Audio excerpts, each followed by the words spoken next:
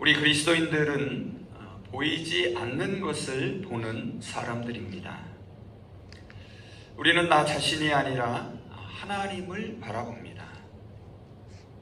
우리는 눈앞의 현실이 아니라 하나님이 약속하신 미래를 바라봅니다. 우리의 겉사람을 보고 낙심하지 않고 우리의 속사람이 날로 새로워짐으로 용기와 힘을 얻습니다.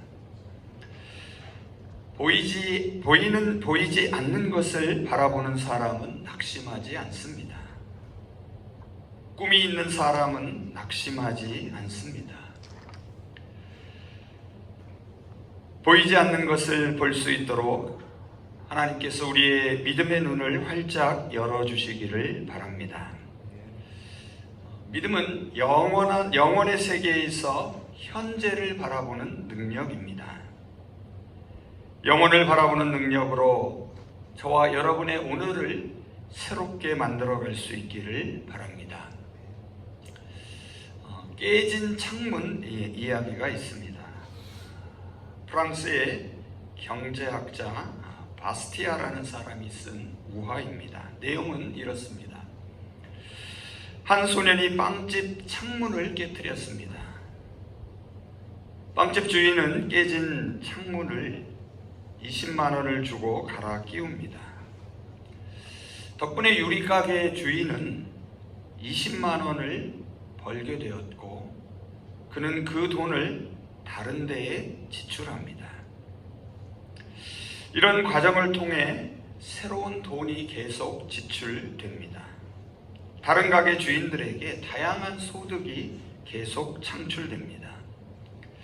그러자 사람들은 창문을 깬 소년을 모두에게 경제적 이득을 가져다 준 은인이라고 생각하기 시작합니다. 여러분의 생각은 어떻습니까? 물론 잘못된 생각입니다. 사람들은 무엇을 간과했을까요? 처음 유리가게 주인이 돈을 번 것은 맞습니다. 하지만 빵집 주인이 유리창을 갈아 끼우기 위해 지불한 돈은 사실은 자신의 양복을 사기 위한 것이었습니다. 결국 양복점 주인은 창문이 깨지는 바람에 돈을 벌 기회를 잃었습니다. 사람들은 빵집 주인과 유리가게 주인만 생각했습니다. 양복점 주인의 존재는 처음부터 안중에 없었습니다. 눈에 보이지 않았기 때문입니다. 만들어지지 않아 실체조차 없는 양복도 볼 수 없었습니다. 깨진 창문 이야기는 보이는 것과 보이지 않는 것의 은유입니다. 사람들은 눈에 보이는 것만을 봅니다. 보이지 않는다고 존재하지 않는 건 아닙니다. 우리는 어떤 문제를 조각으로 보지 않고 전체로 보아야 합니다. 현재만이 아니라 미래를 함께 볼 수 있어야 합니다. 바울은 복음을 전하며 많은 환난을 당했습니다. 하지만 그는 결코 낙심하지 않았습니다. 보이는 것이 아니라 보이지 않는 것을 바라보기 때문입니다. 보이지 않는 미래를 보고 있기 때문입니다. 오늘 본문 16절을 한번 보시겠습니다. 그러므로 우리가 낙심하지 아니하노니 우리의 겉사람은 낡아지나 우리의 속사람은 날로 새로워지도다. 바울은 그러므로 낙심하지 않는다라고 말합니다. 그러므로는 바울이 낙심하지 않는 이유를 말해줍니다. 바울은 자신이 낙심하지 않는 이유와 근거를 세 가지로 제시합니다. 첫째는 그가 하나님의 은혜로 복음을 전하는 직분을 맡았기 때문입니다. 고린도서 4장 1절입니다. 이와 같이 우리가 하나님의 자비하심을 힘입어서 이 직분을 맡았으므로 우리는 낙심하지 않습니다. 바울에게는 사명이 있기에 낙심하지 않습니다. 누군가가 자신을 필요로 하기 때문에 낙심하지 않습니다. 다음 둘째는 그가 직분을 감당할 때에 예수 그리스도의 생명이 나타나기 때문입니다. 8절에서 10절을 한번 보시기 바랍니다. 우리가 사방으로 우겨싸움을 당하여도 쌓이지 아니하며 답답한 일을 당하여도 낙심하지 아니하며 박해를 받아도 버림받지 아니하며 거꾸로 뜨림을 당하여도 망하지 아니하고 우리가 항상 예수의 죽음을 몸에 짊어짐은 예수의 생명이 또한 우리 몸에 나타나게 하려 함이라. 자기 자신이 아니라 다른 사람을 위하여 주님을 위하여 일하기에 낙심하지 않습니다. 마지막 셋째는 예수 그리스도의 부활에 동참하리라는 소망이 그에게 있기 때문입니다. 14절 15절입니다. 주 예수를 다시 살리신 이가 예수와 함께 우리도 다시 살리사 너희와 함께 그 앞에 서게 하실 줄을 아노라. 이는 모든 것이 너희를 위함이니 많은 사람의 감사로 말미암아 은혜가 더하여 넘쳐서 하나님께 영광을 돌리게 하려 함이라. 부활에 소망이 있기에 낙심하지 않습니다. 바울은 자신이 부활의 새 생명으로 다시 새롭게 될 미래를 바라봅니다. 복음을 전하는 직분을 맡았기에 결코 낙심하지 않습니다. 저와 여러분도 부활의 생명으로 새롭게 될 그 소망의 날을 바라보시기를 바랍니다. 복음의 증언자로 살아가야 할 사명이 있음을 기억하시기를 바랍니다. 바울이 낙심하지 않는 까닭은 꿈이 있기 때문입니다. 그리고 그 꿈이 자신을 통해 이루어질 것을 바라보기 때문입니다. 저와 여러분도 꿈이 있을 때에 낙심하지 않습니다. 그 꿈을 이루어야 할 사명이 있을 때에 낙심할 수 없습니다. 그런데 여기서 우리가 명심해야 할 것이 있습니다. 꿈이 이루어지는 것은 보이지 않는 미래의 일입니다. 하지만 그 미래를 꿈꾸는 사람은 현재에 있다는 사실입니다. 그래서 보이지 않는 것을 볼 수 있는 믿음의 눈이 필요합니다. 바울은 우리는 낙심하지 않는다라고 말합니다. 그런데 이 말은 다음 두 가지를 내포하고 있습니다. 하나는 낙심할 수밖에 없는 상황에 지금 처해 있음을 말해줍니다. 간절히 바라고 기대하고 있습니다. 하지만 눈에 보이는 현실은 그것이 쉽게 이루어지기 힘든 상황입니다. 또 다른 하나는 그럼에도 불구하고 여전히 바라고 기대하고 있음을 말해줍니다. 여러분, 낙심이 무엇입니까? 낙심은 삶의 소망을 잃어버려 마음이 좌절을 경험한 것입니다. 낙심한다라는 것은 용기를 잃는 것이고 결국 포기하게 만듭니다. 하지만 낙심하지 않는다라는 것은 용기를 내는 것입니다. 견디게 만듭니다. 보이는 것이 아니라 보이지 않는 것을 바라보며 포기하지 않는 것입니다. 바울은 우리의 겉사람은 낡아지나 우리의 속사람은 날로 새로워지기에 낙심하지 않는다라고 말합니다. 여기서 겉사람은 눈에 보이는 인간의 육적 본능을 의미합니다. 반면에 속사람은 우리 그리스도인의 영적인 측면을 말합니다. 물론 여기서 바울은 단순히 영혼이 육체보다 고상하고 중요함을 말하려는 것은 아닙니다. 단지 인간의 두 가지 측면을 말하는 것일 뿐입니다. 우리 인간의 존재를 영원과 잠시라는 두 가지 다른 관점에서 바라봅니다. 겉사람은 시대와 시간의 한계 속에서 살아가는 것을 말합니다. 결국 죽을 수밖에 없는 인간의 육적인 존재, 현재적 실존을 가리킵니다. 그래서 10절을 보시면 죽음을 몸에 짊어졌다라고 말합니다. 이어지는 11절에서는 죽을 육체라고 말합니다. 반면에 속사람은 누구입니까?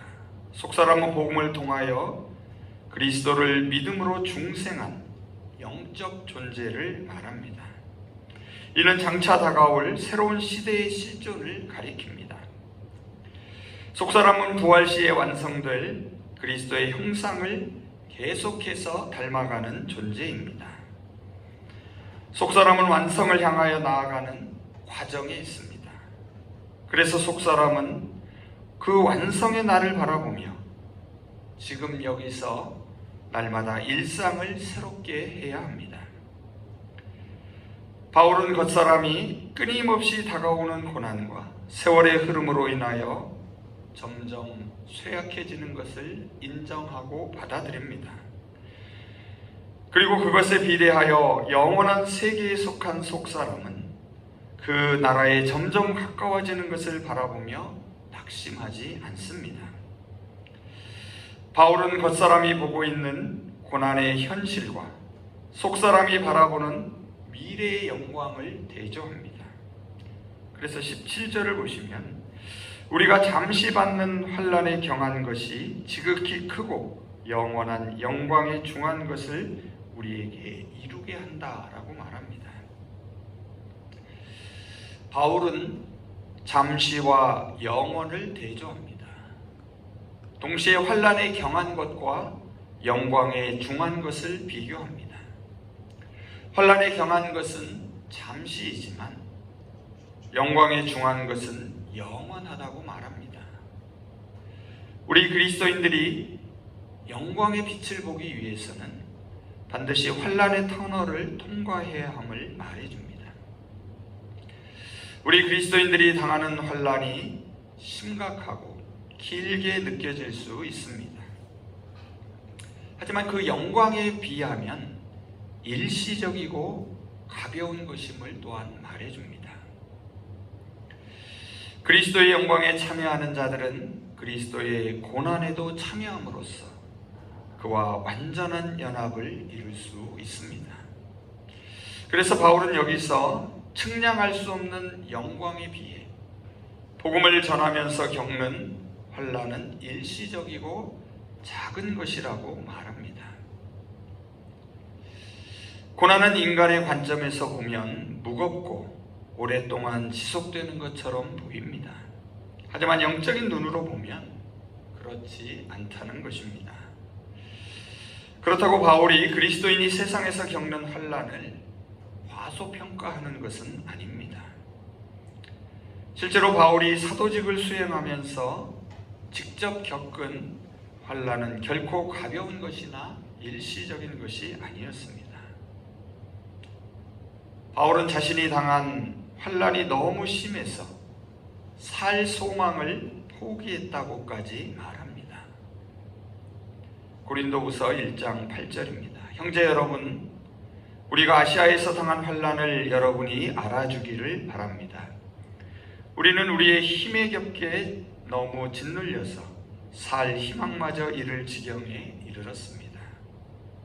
그럼에도 바울은 자신이 당한 환난을 경한 것이다 라고 말합니다. 잠시라고 말합니다. 이것은 환난 자체가 잠시 겪다가 사라지므로 고통이 가볍다는 것을 의미하지 않습니다. 그가 앞으로 하나님의 품에서 누릴 영광에 비교할 때에 그렇다는 것입니다. 환난에 경한 것, 이 표현을 세번역과 공동번역은 가벼운 고난으로 옮겼습니다. 여기서 가볍다라는 것은 고난의 정도가 약하다는 뜻이 아닙니다. 고난이 심하지만 견딜 수 있다는 뜻입니다. 그에게는 소망과 사명이 있었기 때문입니다. 고난이 심하지만 그는 견디어냈습니다. 주를 위해 겪는 시련이 빚어낼 영원하고 큰 영광을 바라보고 있었기 때문입니다.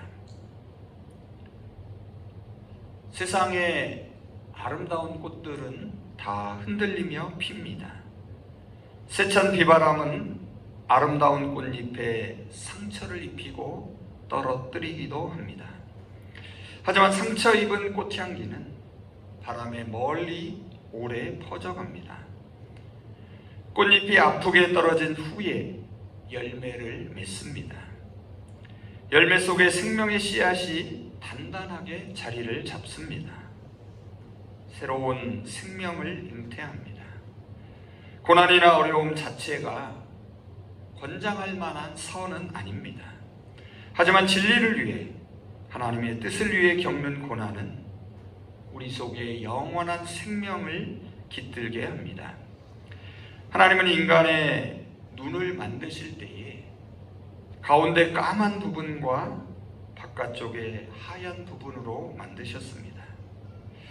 우리는 물체를 바라볼 때 흰자위가 아니라 검은 자위를 통해서 봅니다. 왜 하나님께서는 검은 자위를 통하여 사물을 바라보도록 만드셨을까요? 탈무드는 이 질문에 대해서 이렇게 답을 합니다. 너의 인생이 아무리 어둡다고 할지라도, 너의 현실이 눈동자와 같이 깜깜하다고 할지라도 낙심하지 말아라. 절망하지 말아라. 그 어둠을 통하여 오히려 밝은 것을 볼 수 있다. 여러분, 어두워질 때까지 별은 볼 수 없습니다. 밤과 같은 자신의 환경 속에서 낙심하지 마시기 바랍니다. 하나님의 말씀을 통하여 빛을 발견할 수 있기를 소망합니다. 보이지 않는 것을 볼 수 있기를 바랍니다. 그래서 일어설 수 있기를 바랍니다. 땅에서 낙심할 때에 하늘을 바라보면 새로운 빛을 발견하게 될 것입니다. 하나님이 고난을 주시는 이유를 우리는 다 알 수는 없습니다. 그럼에도 오늘 말씀을 통하여 우리는 한 가지를 확실히 알 수 있습니다. 고난은 하나님만을 바라보게 하는 거울이라는 사실입니다. 그래서 주변을 어둡게 만듭니다. 기독교 변증가인 C.S. 루이스는 고난은 확성기라고 말했습니다. 우리 인생에서 어둠이 덮일 때 보이지 않는 것을 더 잘 볼 수 있기를 바랍니다. 들리지 않는 것을 더 잘 들을 수 있기를 소망합니다. 고난을 통하여 우리 모두 더욱 하나님께 집중할 수 있기를 원합니다. 마지막으로 바울은 나날이 새로워지는 속사람의 삶의 자세와 태도에 대하여 말합니다. 18절을 한번 보시기 바랍니다. 우리가 주목하는 것은 보이는 것이 아니요 보이지 않는 것이니 보이는 것은 잠깐이요 보이지 않는 것은 영원함이라. 바울은 자신이 무엇을 바라보고 있는지를 말합니다. 주목한다라는 것은 어떤 대상을 주의 깊게 바라보는 것입니다. 바울은 눈에 보이는 것들이 아니라 오히려 보이지 않는 것들을 바라보고 있습니다. 전자는 땅의 것들이고 후자는 하늘의 것들입니다. 바울이 보이지 않는 것을 바라보는 까닭은 눈에 보이는 것은 잠깐이기 때문입니다. 반면에 눈에 보이지 않는 것은 영원하기 때문입니다. 여기서 영원하다라는 것은 단지 어떤 상태가 끝없이 이어지는 것을 말하는 것은 아닙니다. 여기서 말하는 영원은 시간을 초월한 새로운 시대를 가리킵니다. 그래서 영원은 죽음 이후만이 아니라 지금 여기에서 경험할 수 있습니다. 유대인들은 우리가 경험하는 세상을 옛 시대와 새 시대로 구분합니다. 지금 눈앞에 보이는 세상은 옛 시대입니다.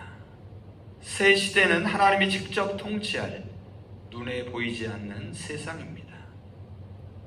이 새 시대가 바로 영원한 시대입니다. 예수님께서는 이미 이 새 시대를 여셨습니다. 하지만 아직 완성되지는 않았습니다. 예수님께서 다시 오실 때에 새 세상이 완성됩니다. 그래서 우리는 주님이 다시 오실 재림을 기다립니다.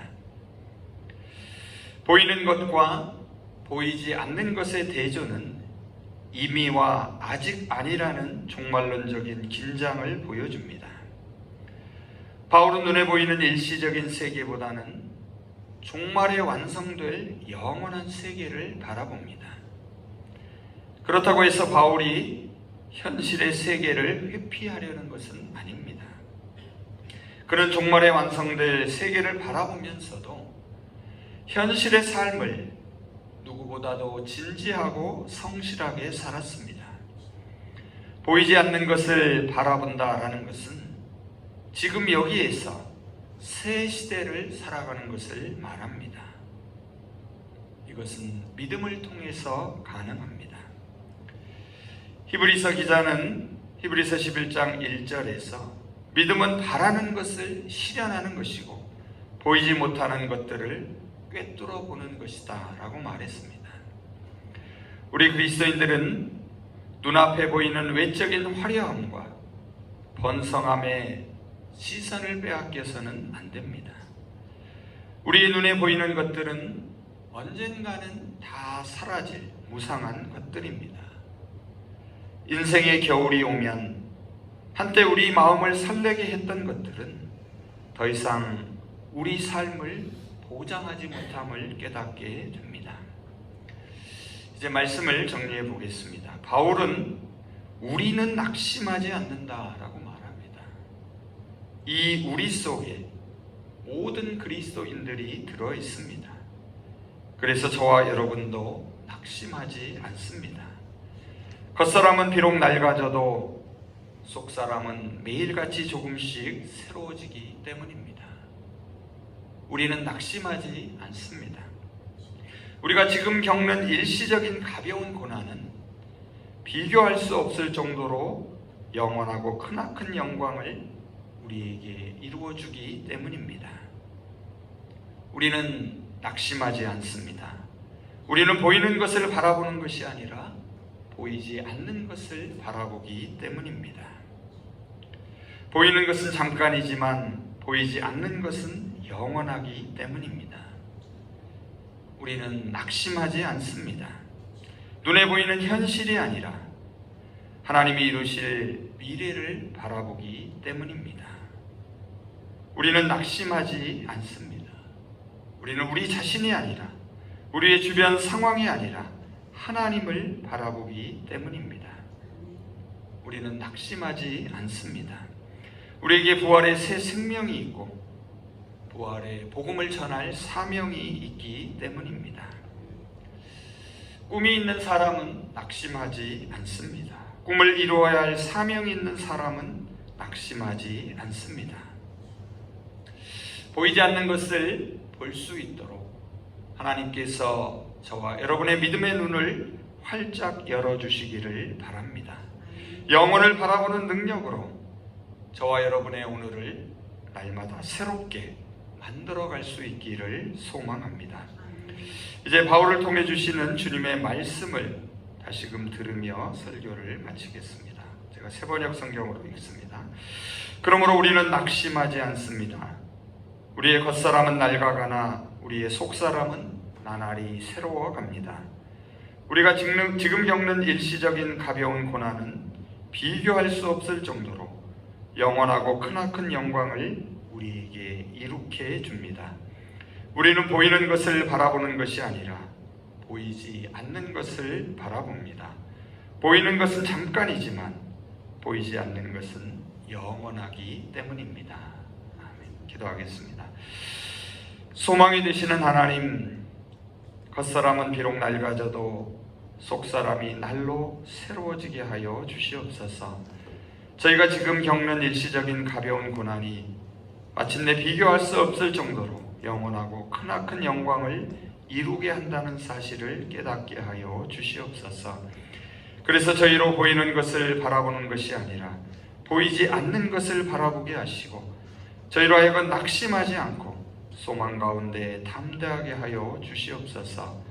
저희 자신이 아니라 언제나 하나님만을 바라보게 하시고 하나님이 포기하지 않으시기에 저희로 포기하지 않게 하여 주시옵소서. 저희에게 부활의 새 생명이 있고 부활의 복음을 전할 사명이 있음을 기억하며 영원한 하나님의 나라를 꿈꾸며 살아가게 하여 주시옵소서. 예수 그리스도의 이름으로 기도합니다. 아멘.